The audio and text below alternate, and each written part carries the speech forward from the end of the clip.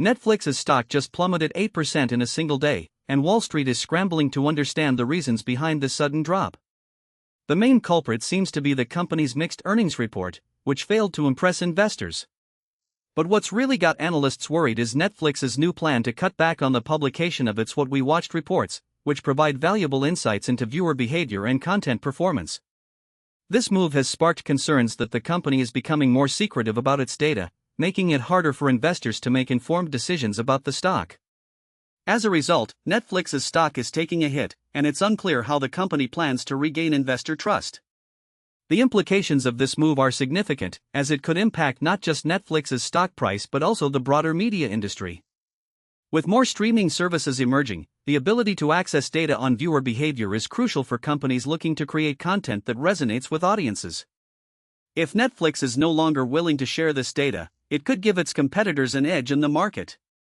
Moving on to other news, Americans are facing a different kind of financial worry, as a recent survey reveals that they need a staggering $1.2 million to retire comfortably. More than 80% of Americans worry about running out of money in retirement, and it's a concern that keeps them up at night. The survey highlights the significant gap between what people need to save for retirement and what they're actually able to put away.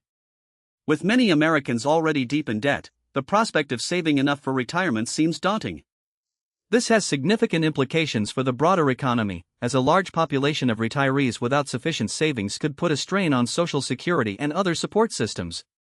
It's a wake-up call for individuals to reassess their financial plans and for policymakers to consider ways to support retirement savings. Speaking of financial plans, the Philippine Stock Exchange is looking to attract more retail investors with a slew of new reforms, including the introduction of new exchange-traded funds.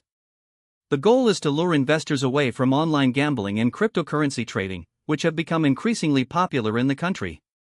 By providing more investment options and making the stock market more accessible, the exchange hopes to boost retail trading and increase participation in the market. This move could have a significant impact on the Philippine economy, as a more vibrant stock market could attract foreign investment and support economic growth. In other market news, U.S. stock index futures are sliding as a sell-off in semiconductor stocks gathers steam. Investors are getting nervous about the potential impact on the broader market, and some are starting to look for alternatives in other corners of the market. Meanwhile, European stocks are on the rise, with strategists at UBS and Deutsche Bank raising their targets for the Stoxx 600 index. The rally is being driven by accelerating earnings growth and confidence that the market can withstand the latest geopolitical jitters. As we wrap up this week's episode, get ready for a potential market showdown as investors weigh the prospects of a U.S. recession against the strength of the European economy. Will the bulls or bears come out on top next week?